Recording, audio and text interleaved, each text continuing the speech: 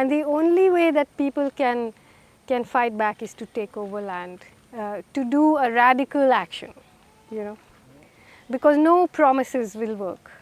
It's a government, these are governments built on broken promises. 9.8% ദളിതുകൾ കേരളത്തിൽ, 2% താഴെയാണ് ആദിവാസികൾ, അങ്ങനെ 10%.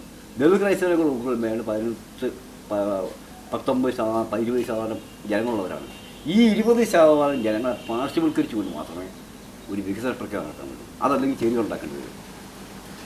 അപ്പോൾ ഈ ചേരികൾ എന്ന് പറയുന്നത് ഇല്ല എന്നുള്ള ഒരു അഭിമാനം, ഗോഡ്സ് ഓൺ കൺട്രി എന്നുള്ള അഭിമാനം നിലനിർത്തണമെങ്കിൽ ഈ പ്രക്രിയ നടക്കണം.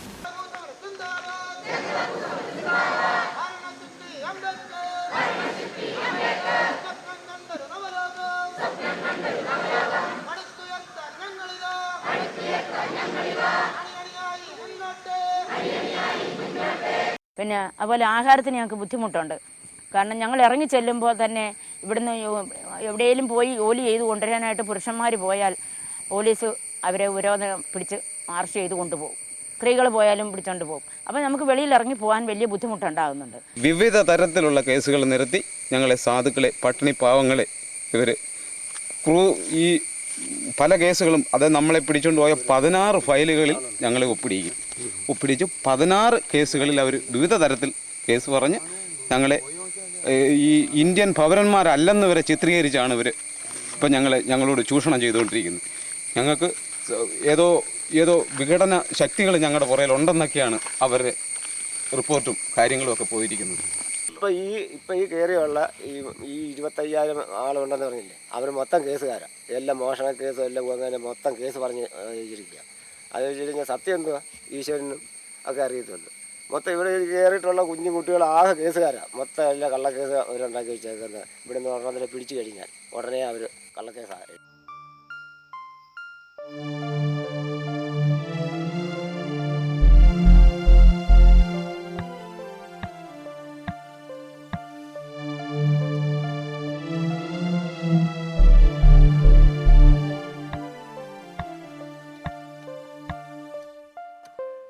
ഇവിടെ ഈ സമരഭൂമി തന്നെ ആണെങ്കിൽ കൊച്ചു കുട്ടികൾ പുസ്തകം പിടിച്ച് സുഖമായിട്ട് ജീവിക്കേണ്ട കൊച്ചു കുഞ്ഞുങ്ങൾ, അവരുടെ തലമുറയ്ക്ക് വേണ്ടി അവരാ കൈകളിൽ ചുരുട്ടി മുദ്രാവാക്യം പിടിച്ച് അവരുടെ അവകാശങ്ങൾ വിട്ട് യാചിക്കുന്നത്, അതൊക്കെ ഒരു വലിയ പ്രയാസമുള്ളതാണ്. കാരണം അതുപോലുള്ള മറ്റ് കുട്ടികൾ സുഖമായി ജീവിക്കുമ്പോൾ നമ്മുടെ കുഞ്ഞുങ്ങൾ ഇന്നും അവരുടെ ആവശ്യങ്ങൾക്കും വേണ്ടി ഇന്നും അവർ യാചിക്കുക. ഒന്നും അറിയാത്ത പിഞ്ചു കുഞ്ഞുങ്ങൾ അവരുടെ ഭാവി ജീവിതത്തിൽ അവർക്ക് മറ്റുള്ളവരെ പോലെ വസ്ത്രങ്ങൾ ധരിക്കാനും പിന്നെ വിദ്യാഭ്യാസം ചെയ്യാനും അല്ലെങ്കിൽ ഒരു ഉയർന്ന മേഖലകളിൽ എത്താനുള്ള ആഗ്രഹത്തിൻ്റെ പേരിലല്ലേ അവർ തന്നെ.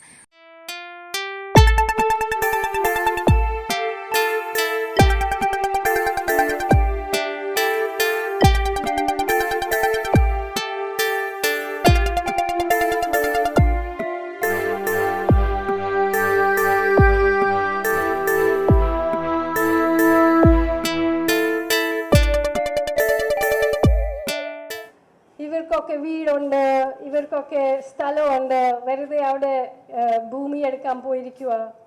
I went to Changara and I saw what to me was a hidden nation, a nation which we in Kerala have tried to pretend does not exist, a people who we do not wish to see, who we do not wish to accommodate in our imagination, who we do not wish to touch, who we do not wish to involve even in a political discourse.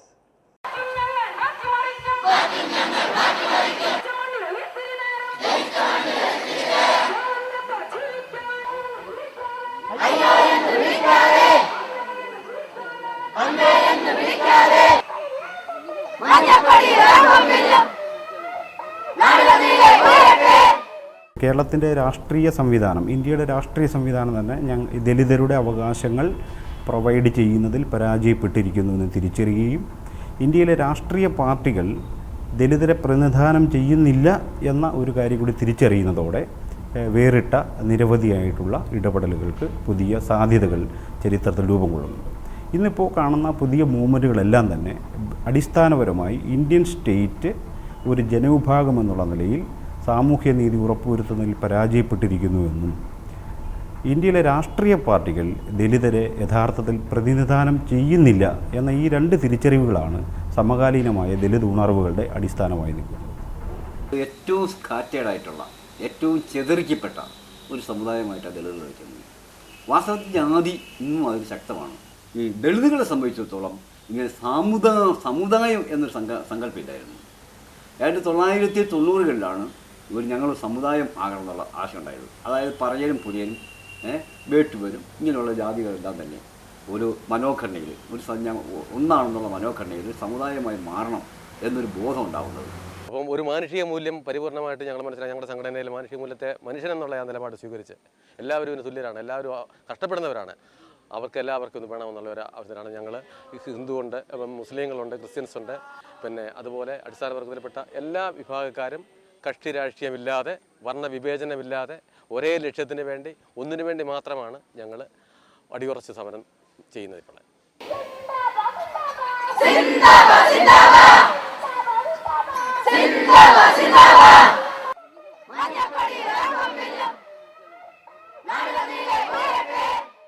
അമേരിക്കയായിട്ട് ഇവിടുത്തെ communist പാർട്ടിക്ക് ഭയങ്കര വൈരാഗ്യം. Gulf യുദ്ധം നടന്നപ്പോൾ 2 ഭാഗമായിട്ട് അങ്ങ് തിരിഞ്ഞു. America എന്ന് കേൾക്കുമ്പോൾ ചെകുത്താൻ കുരിശ് കണ്ടതുപോലെ. അങ്ങനെയാണെങ്കിൽ ഈ ഭൂമി ഇന്ത്യ ആരുടേത്? ഇന്ത്യക്കാരാണോ ഇപ്പോൾ ഇതിൻ്റെ ആദായം എടുക്കുന്നത്? ഹാരിസൺ അമേരിക്കയുടെ പക്ഷത്തേക്ക് നിൽക്കുന്ന, അല്ല ഇതിൻ്റെ ആദായം എടുത്തുകൊണ്ട് പോകുന്ന ഹാരിസന് ഇത് 1 സെൻറ്റിന് പോലും അദ്ദേഹത്തിന് ഒരു കരം തീർത്ത റെസിപ്റ്റ് ഇല്ല. കുത്തകപ്പാട്ടയല്ലേ ഇത്? ഈ കുത്തകപ്പാട്ട് വ്യവസ്ഥയും തീരുന്ന ഭൂമി ഭൂരഹിതർക്ക് കൊടുക്കാനുള്ള മനസാക്ഷി ഈ ഇടതുപക്ഷ കമ്മ്യൂണിസ്റ്റ് പ്രസ്ഥാനത്തിന് വേണ്ടേ സാറേ? ഈ സർക്കാർ അധികാരത്തിൽ വന്ന ശേഷം ഹാരിസൺ മലയാളം പ്ലാന്റേഷന്റെ ഭൂമി വിൽപ്പനയെക്കുറിച്ചും അതുപോലെ തന്നെ അവരുടെ ഭൂമി ഇടപാടുകളെക്കുറിച്ചും അന്വേഷിക്കാൻ revenue principal secretary Niveditha P ഹരനെ ചുമതലപ്പെടുത്തി. നിവേദിത പി ഹരൻ സർക്കാരിന് അന്വേഷണ റിപ്പോർട്ട് സമർപ്പിച്ചു. 10,000 ഏക്കർ ഭൂമി പാട്ടഭൂമി കൂടാതെ അനധികൃതമായി ഹാരിസൺ മലയാളം പ്ലാന്റേഷൻ കൈവശം വെച്ചിരിക്കുന്നു എന്നായിരുന്നു ആ റിപ്പോർട്ടിലെ ഏറ്റവും പ്രധാനപ്പെട്ട കണ്ടെത്തൽ. മറ്റൊന്ന്, അവർ നിയമവിരുദ്ധമായി സബ്ലീസ് ചെയ്തു. അവർക്ക് അവകാശമില്ലാത്ത, പൂർണ്ണമായ ഉടമസ്ഥാവകാശമില്ലാത്ത ഭൂമി മുറിച്ചു വിറ്റു. അതുകൊണ്ട് ഹാരിസൺ മലയാളം പ്ലാന്റേഷന്റെ ഭൂമി മുഴുവനും അടിയന്തിരമായി ഏറ്റെടുക്കണം എന്നായിരുന്നു റവന്യൂ പ്രിൻസിപ്പൽ സെക്രട്ടറി സർക്കാരിന് സമർപ്പിച്ച റിപ്പോർട്ട്. ആ റിപ്പോർട്ടിന് മുകളിൽ കയറി ഇരുന്നു കൊണ്ടാണ് ചെങ്ങറയിലെ ഭൂസമരത്തെ സർക്കാർ കണ്ടില്ലെന്ന് നടിക്കുന്നത്. The only lease it has in Chengara is for some 1,700 acres, and the rest of the 10,000 acres Harrison's has encroached. All these years there was no court case against Harrison. There was no police force aligned against Harrison. There was no police arresting the families of those who represent Harrison. Why is it that when Dalits and Adivasis take land, suddenly there are police and suddenly they can't go to work and suddenly they have to threaten to kill themselves and they have to commit suicide and they have to do all these things?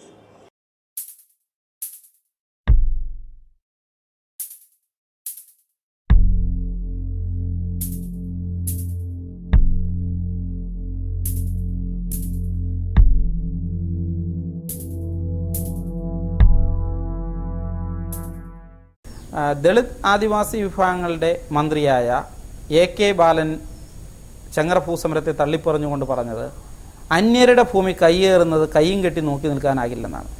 ഈ തൊഴിലാളികളുടെ ചോരയും വിയർപ്പും ഉപയോഗിച്ച് അധികാര കസേരയിൽ കയറിയിരുന്നു കൊണ്ട് തങ്ങൾ വാഗ്ദാനം ചെയ്ത ഭൂമി ലഭ്യമാകാത്ത വിഭാഗങ്ങൾ നടത്തുന്ന പ്രക്ഷോഭത്തെ അപഹസിക്കുന്നത് അവർ കമ്മ്യൂണിസ്റ്റ് കാഴ്ചപ്പാടിൽ നിന്ന് എത്രയോ ദൂരം പിന്നാക്കം പോയി എന്നും കേരളത്തിലെ ജന്മിമാരുടെ മനോനിലയിലേക്ക് അവരുടെ സ്വകാര്യ സ്വത്തുടമസ്ഥത കാഴ്ചപ്പാടിൽ